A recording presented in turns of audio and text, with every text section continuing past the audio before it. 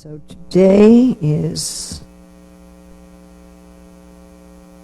the appearance day of Locana Thakur, and we'll give class on Bhagavatam, and then we can sing Paramakorna. Is Paramakorna in the songbook? Yeah. So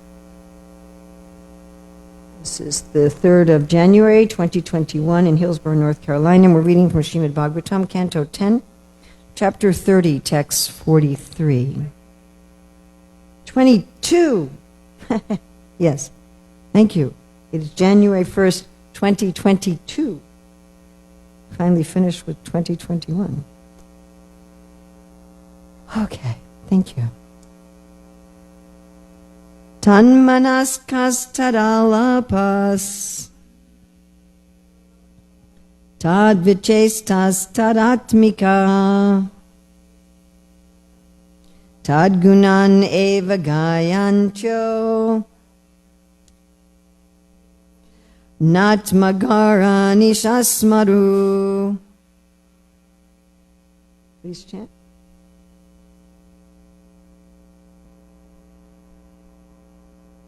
Tanmanakshas tadalapas tad vichechas tadatmika tad gunan eva gayantyo Yari tasmaru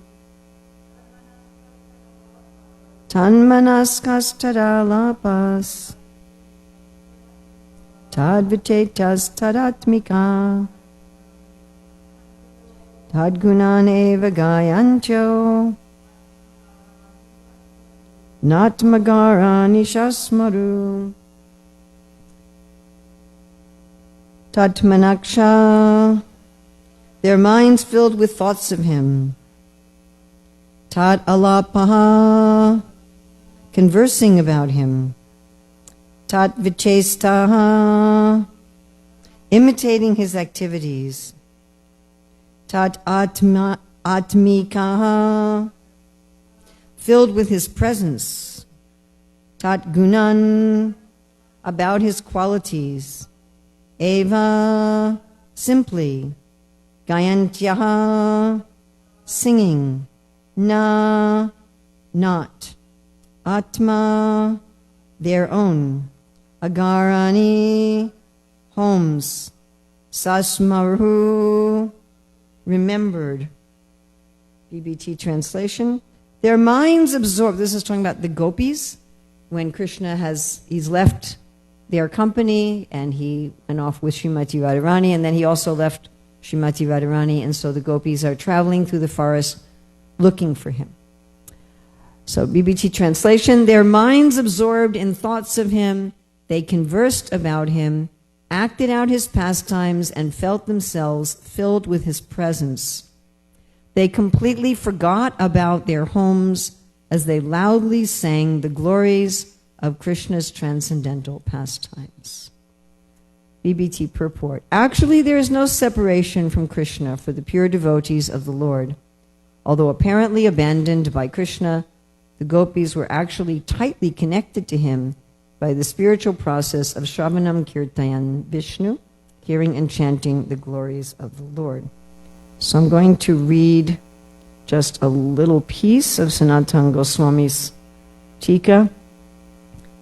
So he quotes the Padma Purana. This is in regard to the singing part, Gayantyo.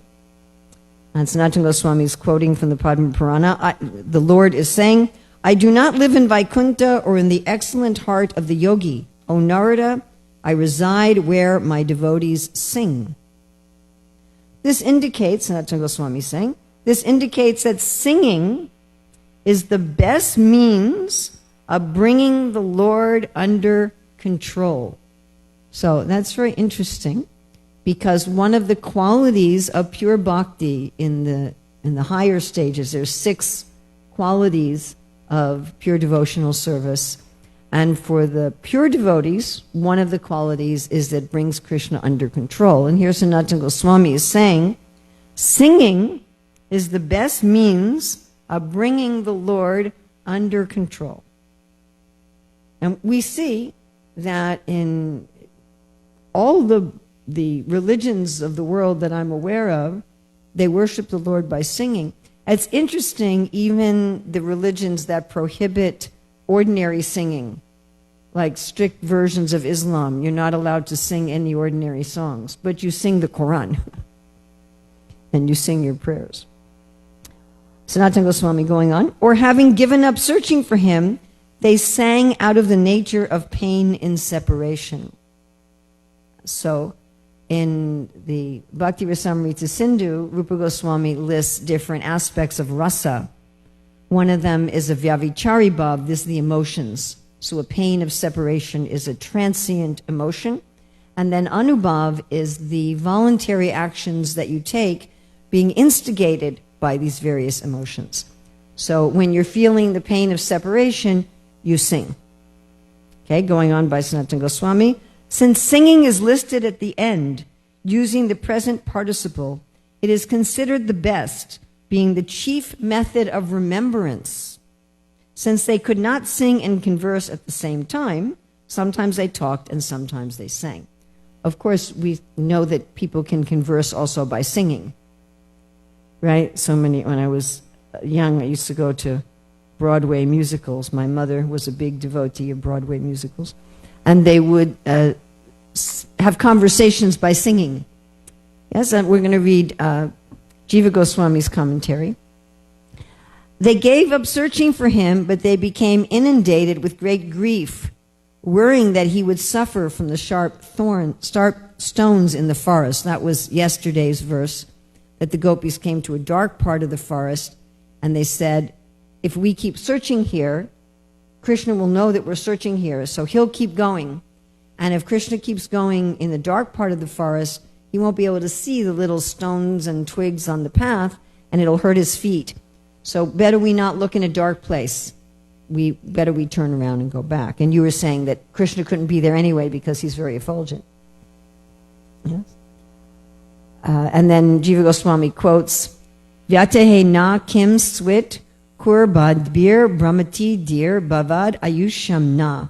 Our minds, therefore, are filled with anxiety that your tender feet might be wounded by pebbles as you roam about on the forest path. And that's from the next chapter, 10:31-19. Thus they became absorbed in him, tan manashkaha. Their minds were absorbed in Krishna, who had entered the forest full of obstacles. They conversed about him, about his suffering there. They engaged in actions for his benefit, vichestitaha, walking on another path, trying to find a place for him to come out. They made efforts for him, tad atmikaha.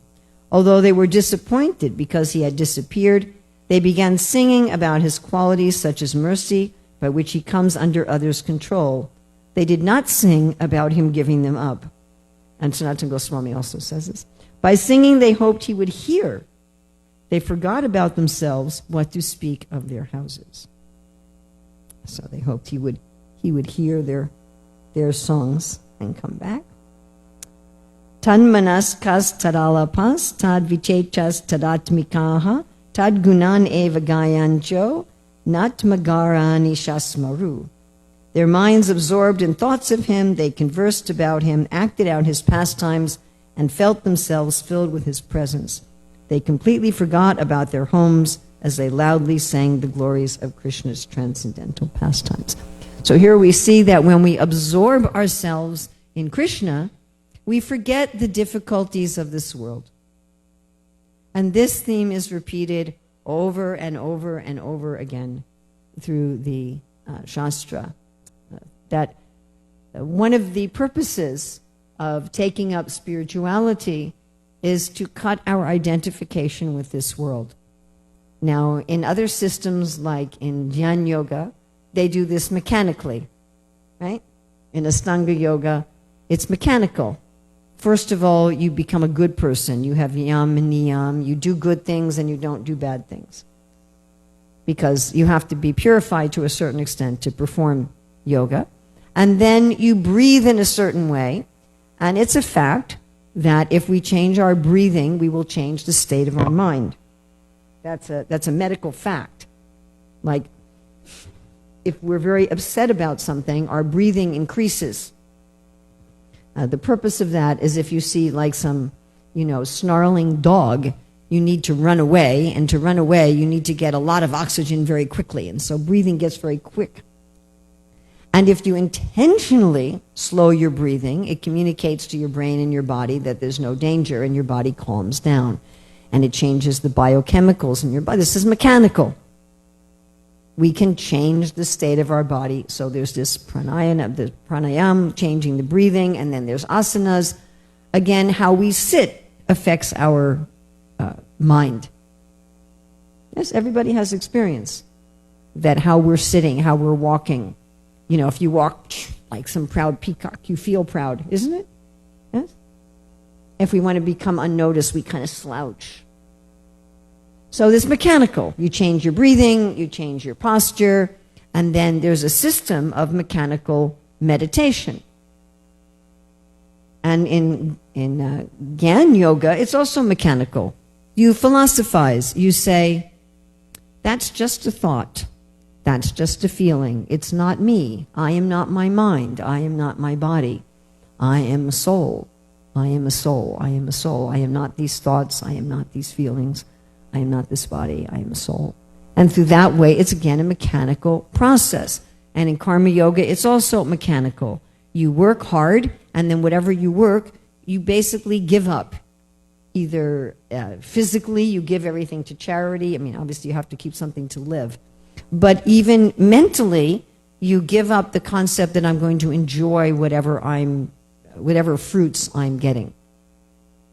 So whatever I do, I'm doing for the sake of liberation. I'm doing this for the sake of liberation. I'm doing this for the sake of liberation. I'm not doing it for the sake of enjoyment. And Krishna says, after this tyaga, you get peace. He says this in the 12th chapter. But these are all mechanical. So bhakti yoga, the system of becoming free from our material anxieties, is not mechanical. It's we absorb ourselves in thoughts of the Lord. We absorb ourselves in the reality. And the best analogy I can give is if somebody's playing a computer game, they lose awareness of the actual persons around them, or watching a movie or reading a book, or you lose awareness of your surroundings, isn't it? Right? And if you want to, you lose awareness of the real world. There's your real family, your real friends, you're being called to dinner, and you don't even notice because you're playing this game or watching a film or reading a book or something. And all you have to do to get away from the illusion of the game or the movie or the book is you turn your attention to the real world. It's very simple. You're not getting rid of your addiction to whatever this escapism by some mechanical means, but by simply putting your attention to the reality. So bhakti yoga is like that. We give up our suffering in this world, our anxiety, our mental and physical sufferings, by putting our attention to the reality. And that's what the gopis are doing here. They're absorbing everything, right? Their minds, their conversations, their activities, then they feel his presence, and then they are singing. And by doing this, they lose any awareness that they even have any other homes, that they have any other life. So I want to look at each of these in turn, because it's actually kind of a progression. Their minds, their conversations, their activities, then they become filled with his presence, and then they sing. And as they sing, everything else dissipates. So first, their minds. And of course, the beginning of bhakti yoga is the mind. Now, Prabhupada says this, I think, in the second chapter of Nectar Devotion. The beginning of sadhana bhakti, practice bhakti, is to always think of Krishna. Now, I've met many, many, many devotees who think that thinking of Krishna is something that should happen automatically at some advanced stage. But that's not the instructions of our acharyas, nor of Krishna himself. It's not, if you go look at Sadhu Shastra Guru, they're all of one voice, that thinking of Krishna is the beginning of sadhana bhakti. In fact, Krishna says in the 12th chapter of Bhagavad Gita that if we do service without thinking of Krishna, it's not sadhana bhakti. is what we would call Krishna Karmani. You're working for Krishna. And that's okay. If you can't work and think of Krishna, you can just work for Krishna without thinking of him. And eventually one will come to sadhana bhakti. Like I remember Bhanu Swami saying, if while we're chanting Hare Krishna, we're thinking of something else, then even if we chant at the time of death, we may end up be thinking of something else. And then we go to another destination. Yam yam bhapi sram bhavam. We all have this experience that we're having a conversation with someone, but actually we're not paying any attention to what they're saying. Our mind is elsewhere. Yes, we've all had this experience. Or the other person's mind is elsewhere. You say something and they're like, what did you say? Or the typical joke with the husband reading the newspaper, or today it would be looking at his phone, and the wife is talking and he's ignoring her. And so she tests him and she said, can I buy a new diamond bracelet? Yes, dear. Right? So that thinking of Krishna is the start of sadhana bhakti, not just going through the mechanics. Bhakti yoga is not a mechanical process. It's not a mechanical process. And the mechanical processes are not so sure. They're not so certain. You can be a consummate yogi, meditating at the bottom of the ocean, right? Like Sobari Muni and Vishwamrita Muni. And a little disturbance knocks you off your path because it's mechanical. So the start is thinking of Krishna. And Vishwanath Chakravarti Thakur writes in his commentary in Bhakti Rasamrita Sindhu that if you can't think of Krishna always, because Rupa Goswami says always remember Krishna and never forget him, he said the neophyte may not be able to do this. But you set aside some time of day where you're thinking of Krishna. So that's the idea of our sadhana time. During my 16 rounds, my 3 Gayatris, my hearing the scripture, my worshiping the deity, during that time I am only thinking of Krishna. And any other thoughts, you just say to the mind, we'll deal with them later. Some intrusive thought comes and very nice, you know what, I'll deal with you at 9 o'clock. Right now is my time with Krishna. I mean, we know how to do that in the world. We know how to say, okay, I'm going to spend this time with my kid or this time with my spouse, and I'm going to turn off my phone and I'm just going to be present with that person. Right? I know there's a thing now that at dinner time, put away your phones. There's propaganda, I don't know who's making it, but there's propaganda like that. Have phone-free meals with your family. So again, we can do that with Krishna. This is my time just with Krishna. So first the mind, to think about Krishna. And then from that, we come to conversations. Right? Majjita magata pranam bodhayatas parasparam katayam chastamam nityam tushanti cha ramanti cha. Now, I can't talk about Krishna if I never think about him. I will naturally talk about whatever I think about. It's natural. Right? We'll talk about what's on our mind. So if I think about Krishna, I'll talk about Krishna. Now, what happens when we talk about Krishna, as we've all noticed, is our absorption in Krishna deepens. Our understanding of Krishna deepens. Our appreciation of Krishna deepens. Yes? Everybody's had this experience? That if I'm just on my own thinking of Krishna, even, I'm chanting my japa thinking of Krishna, I'm worshiping the deity thinking of Krishna, I'm reading the Shastra thinking of Krishna, I'm chanting my Gayatri thinking of Krishna, I'm cooking thinking of Krishna. But when I talk to others about Krishna, my own thoughts that I've had deepen, they become refined, they become polished. Yes? Everyone's had this experience? Yeah. And then I can do activities related to Krishna on that basis. And it's interesting here that the activities don't come first. Again, Krishna Karmani, if you're just doing something for Krishna, you're just doing activities. But it's not sadhana bhakti. It's the next level. But here, the activities stem from that inspiration. Because I'm hearing about Krishna, because I'm thinking about Krishna, because I'm talking about Krishna, therefore I want to do things for him. And in fact, Prabhupada talks about that any action in this world starts with talking. We talk about how wonderful Krishna is, or how we want to do something in the garden, or we want to do something in the temple, or we want to do something for the deities, or we want to do something for preaching. And because we're talking about Krishna, we become inspired to do it. Doesn't it work like that? Yes. So who would like to go on Hari, or who'd like to do this, or who'd like to do this service, and people are inspired. And then our activities we're doing for Krishna are saturated with the thoughts of Krishna, and when we're doing it with other people, it's saturated with these conversations. And as we act for Krishna, we stop identifying with our material persona. And this is true even if I act for Krishna in the context of my job or my family. If I'm thinking, I'm doing this work for Krishna, even if it appears to be very mundane work. Srila Prabhupada was a pharmacist. Bhaktivinoda Thakur was a judge. And Prabhupada was very happy that Gopal Krishna, when he was a householder, worked for an advertising company, and that Satsrupa worked for the social services. No, I'm doing this for Krishna because we're thinking about him, because we're talking about Krishna. I'm doing this for Krishna.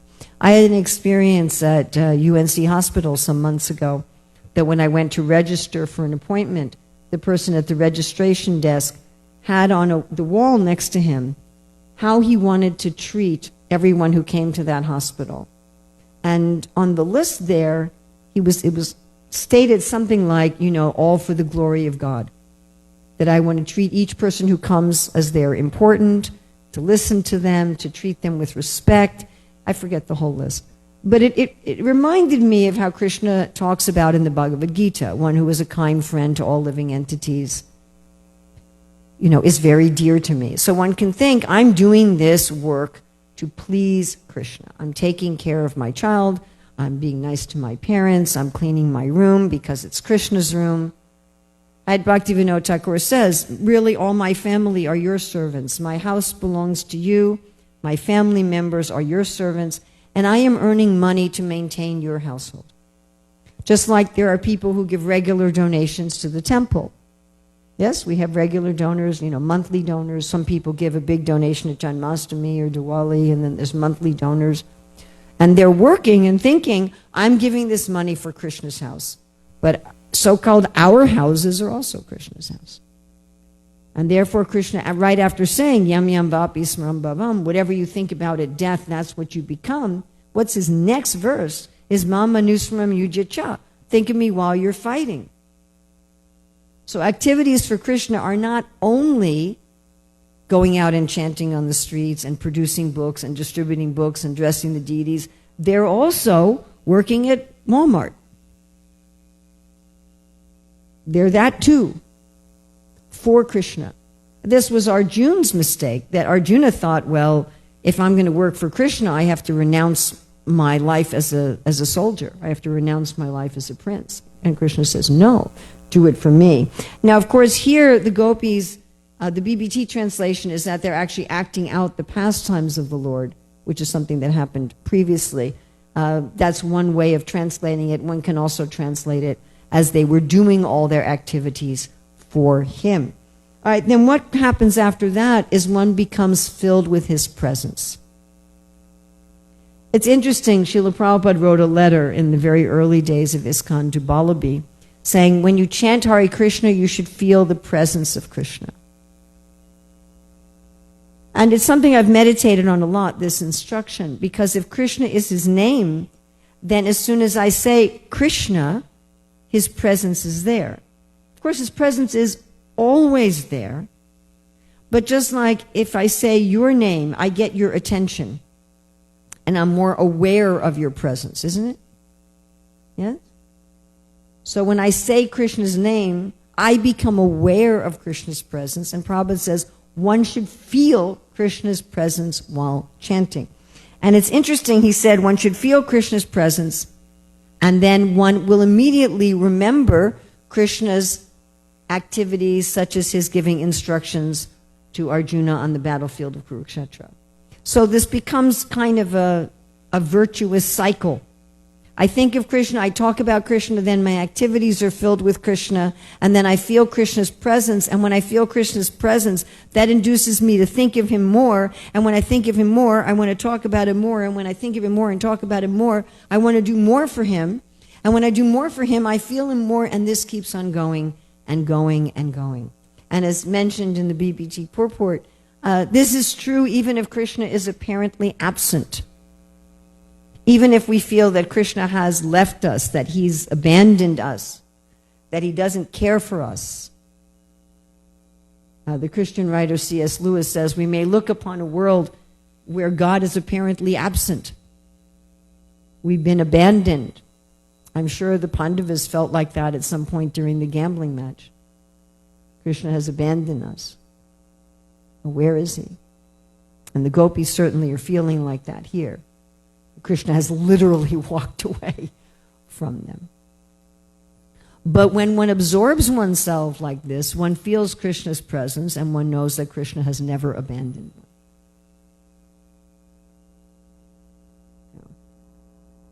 Krishna has his reasons for meeting and separation, which is beyond the scope of this class. But Krishna has never abandoned one. And then when one feels Krishna's presence and one is absorbed like this, one breaks into song. You know, there's a perversion of this in the Bollywood movies and the Broadway musicals. And of course, bursting into song can be in many different levels of emotion. Yes, when people are sad, they sing the blues, but they also sing. Isn't it? Yes. One of the best ways of expressing emotion is by singing. And so when the felt presence of Krishna becomes very great, one naturally wants to sing. And of course, if one is in some public place, maybe one may have to just sing in one's mind. I remember doing that once. I was walking down the streets of New York to a doctor's appointment, and I wasn't dressed in a sari, and I was chanting in my mind, singing in my mind, and it was very hard not to like dance down the street. And I thought, well, I'm a one-person silent Harinam party here. But so sometimes, you know, if you're a court judge like Bhaktivinoda and you're sitting on the bench, you're not going to just like break out into song on the bench externally, but in your mind, you're singing. And at this point, then, all of our problems in the world, due to our mundane identity, just fade into the insignificance that they always were. Just like the person who turns away from their illusion and turns to their family, then the illusion is just, it's what it is. It's just some pixels on a screen, and it has no value. And we see that in this, then we naturally develop detachment and we're naturally liberated, although we may appear to be working in the world. Mam tayo vyavicharina bhakti yogana sevate sagunan samachitaitam brahma bhuyaya kalpate. As we become absorbed in this devotional service, which is so easy and natural.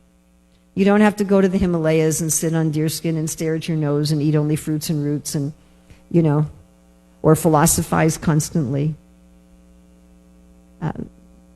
One just becomes absorbed in Krishna, who's so easy to become absorbed in because he's so attractive. It's actually a lot easier to become absorbed in Krishna than it is to become absorbed in the things of this world, because the things of this world are actually not very attractive. They're causes of distress, which again, that is a subject for another class. So speaking about singing, I thought we would sing, and this is Narottama Das Thakur's appearance day. Now this is one of my favorite songs, Paramakarana. So when I lived in the Boston Temple, every day we had a class in Chaitanya Charitamrita in the evening. We had Bhagavatam class in the morning and Chaitanya Charitamrita class in the evening.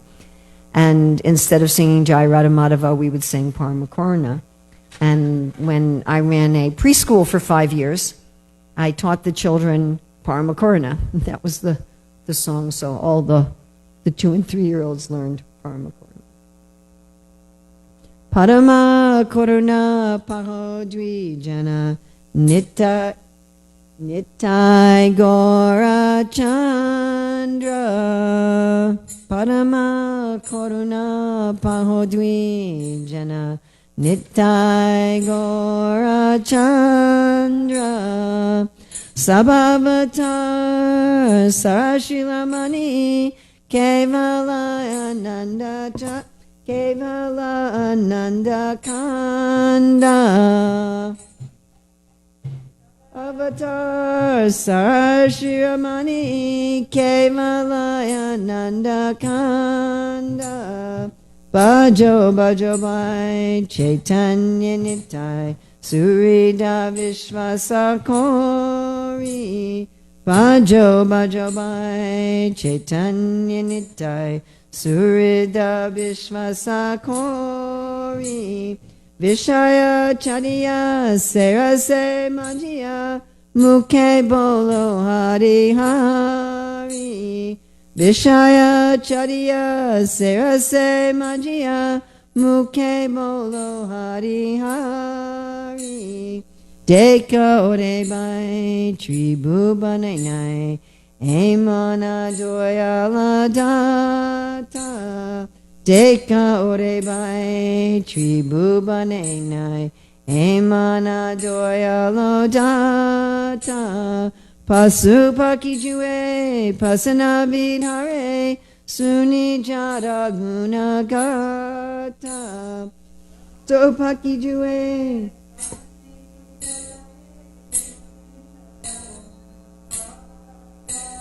Samsare Majia Rohili Paria Sepade Nahi Loasa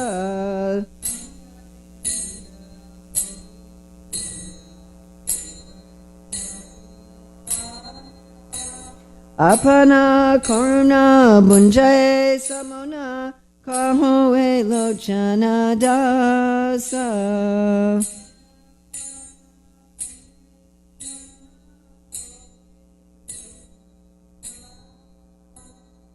I'm not sure if the translation I have here is exactly the same as in your songbook. The two lords, Nitai Gaurachandra, are very merciful. They are the essence of all incarnations. The specific significance of these incarnations is that they introduce a process of chanting and dancing that is simply joyful. So that's, of course, very related to... Well, we didn't talk about dancing in today's class, but one can imagine that when the gopis were chanting, they were also dancing. My dear brother, now by the way, this bhai in Bengali is not really gender specific in this sort of context. So when Bhakti Vinod or Lochan Das Thakur says, my dear brother or my dear brothers, they mean everyone, men and women. Just like in English, when I was growing up, the masculine pronoun was used to mean all humans. Like if you said he, it meant men and women. So that's changed now grammatically. But even in English, we may say, hey, come on, guys. And guys means all humans. So here, brother, in the way it was used, meant all humans. My dear brother, I request that you just worship Lord Chaitanya and Nityananda with firm conviction and faith. If one wants to be Krishna conscious by this process, one has to give up his engagement in sense gratification. One simply has to chant Hare Krishna, Hari Hari, without any motive. My dear brother, just try and examine this. Within the three worlds, there is no one like Lord Chaitanya or Lord Nityananda. Their merciful qualities are so great that upon hearing them, even birds and beasts cry and stones melt. So this is very wonderful for people like me who have a stone heart. Right? The Bhagavatam says, if you're chanting and your heart doesn't melt, it's made of steel. So stone only melts at very high temperatures, like inside of a volcano, inside of the core of the earth. So the Lord Chaitanya, he can make even the stones melt. But Lochana Das regrets that I am entrapped by sense gratification. Since I have no attraction for the lotus feet of Lord Chaitanya and Lord Nityananda, then Yamaraj, the superintendent of death, is punishing me by not allowing me to be attracted by this movement. So the devotee, like Mahaprabhu says in the Sikshastika, always feels himself, I'm so low, I'm so fallen. And this is not a tamagun thing. This is not some tamagun depression for which you have to, go see Jai Shri and take antidepressants. This is a mood of intense gratitude that although I am so low, although I have no attraction, Rupa Goswami says, I've never done any devotional service, I've never done any sadhana. still I am being given Krishna's mercy. Still, somehow or other, Guru is merciful to me. Krishna is merciful to me. I was talking to one devotee the other day who said, actually, I'm a demon, but somehow my Guru loves me. So this is the mood. You know, I don't have any good qualities. I have no devotion. I have no qualification. I have no attraction on my own. But still, Guru and Krishna are so kind to me that still they are engaging me. And obviously, Lochan Das has attraction, or he wouldn't be able to write this song glorifying Lord Chaitanya and Lord Nityananda. Obviously, he has attraction. Obviously, he has taste. Obviously, he has ecstasy. But he's saying this taste, this attraction, this ecstasy is all the mercy of the Lord. It's all the mercy of the Gurus.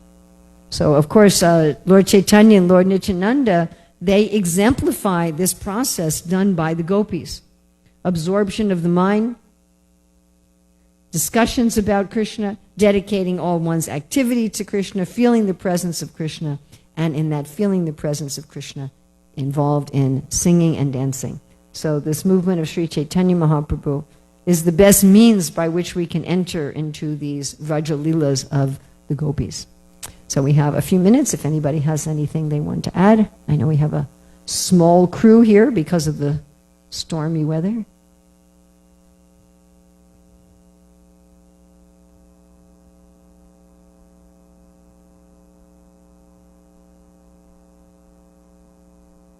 Or else we can just end here if nobody has any. You don't have the question. Okay. Well, thank you very much.